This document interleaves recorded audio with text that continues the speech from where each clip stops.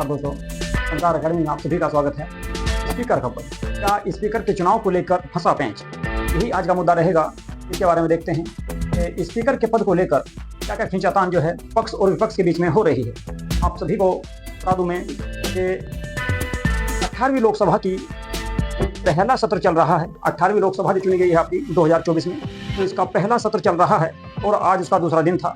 आज जो है स्पीकर को लेकर इसमें निर्णय लिया जाना था, लेकिन स्पीकर को लेकर दोनों पक्षों में कोई भी सहमति नहीं बन पाई है। भारत के इतिहास में आज से पहले कभी भी लोकसभा स्पीकर का कभी चुनाव नहीं हुआ है, लेकिन पहली बार ऐसा होने जा रहा है कि लोकसभा में 2024 में लोकसभा में स्पीकर पद को लेकर चुनाव होगा। अब चुनाव के जो उम्मीदवार हैं वे कौन कौन होंगे उसके बारे में।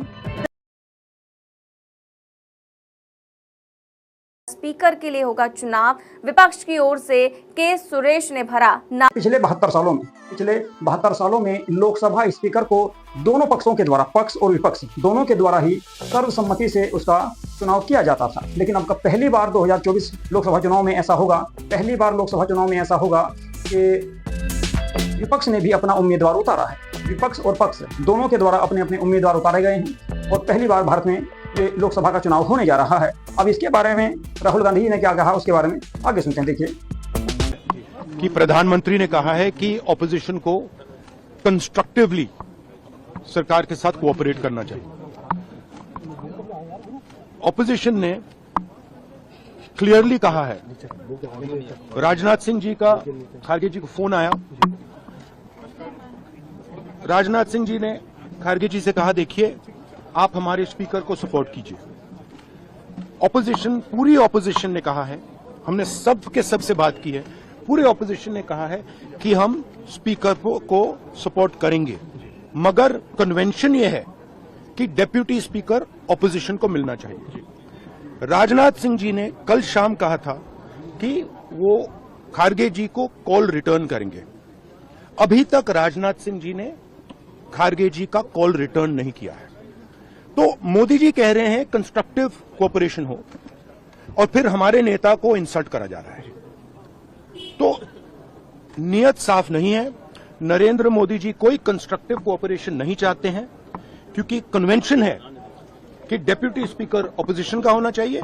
और हमने कहा है, पूरे ऑपोजिशन ने कहा है कि अगर कन्वेंशन फॉलो किया जाएगा तो पूरा समर्थन स्पीकर के इलेक्शन में हम देंगे।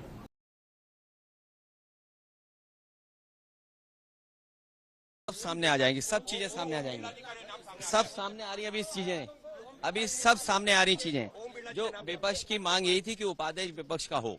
राजनाथ सिंह जी ने कुछ बात की है? जो हमारी राय पार्टी की है वो है कि उपाध्यक्ष विपक्ष का हो और बाकी बातें अभी सब सामने आ जाएंगी। अभी सामने आपको दिखाई देगा। इसी के प्रमुख श्री अखिलेश जी ने कहा कि हम स्पीकर पद को लेकर विपक्ष के साथ में हैं और ओम बिरला के नाम पर सहमत हो सकते हैं, लेकिन उन्होंने एक शर्त रखी, जो शर्त राहुल गांधी के द्वारा रखी गई थी। इन्होंने भी वही शर्त रखी है कि इंडिया का जो विपक्ष जो है, इंडिया का आपको लोकसभा में डिप्टी स्पीकर बनाना होगा। इसी बात को लेकर दोनों के बीच में तनाव चल रहा है। लेकिन भारतीय जनता पार्टी या आप कह लेंगे एनडीए विपक्ष को डिप्टी स्पीकर का पद देना नहीं चाहती, जिस कारण आज दोनों ही उम्मीदवारों के द्वारा नामांकन भरे गए हैं। दोनों ही उम्मीदवारों के द्वारा इसमें नामांकन भर दिए गए।